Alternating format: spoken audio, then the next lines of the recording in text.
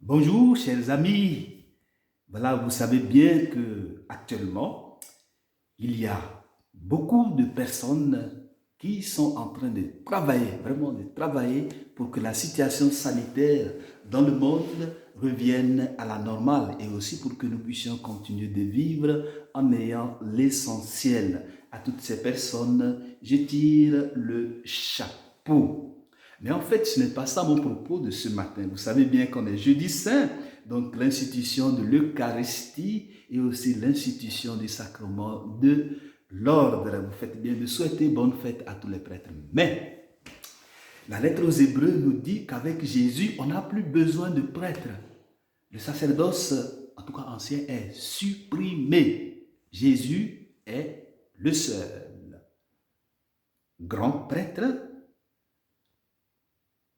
la victime, parce qu'il a donné sa vie sur la croix par son sang pour le pardon des péchés. Il est aussi l'autel.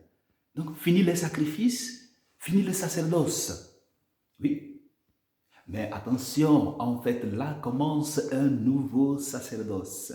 Parce que tous ceux qui sont baptisés dans la mort et la résurrection de Jésus sont configurés à lui, sont unis à lui.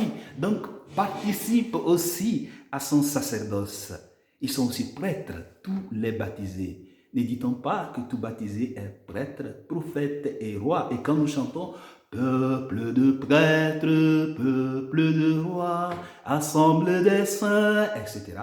Ce n'est pas seulement pour les prêtres ordonnés, mais c'est pour toute l'assemblée des fidèles qui est aussi prêtre. Oui, oui, tous les baptisés sont prêtres. Mais on a besoin du ministère ordonné, celui de tant d'autres prêtres, tant de prêtres dans l'histoire, et aussi moi, oui, voilà, on a besoin de cela pour aider et servir le peuple de Dieu et servir Dieu. Tant de prêtres dans l'histoire ont donné leur vie jusqu'aux martyrs et encore aujourd'hui continuent de donner leur vie.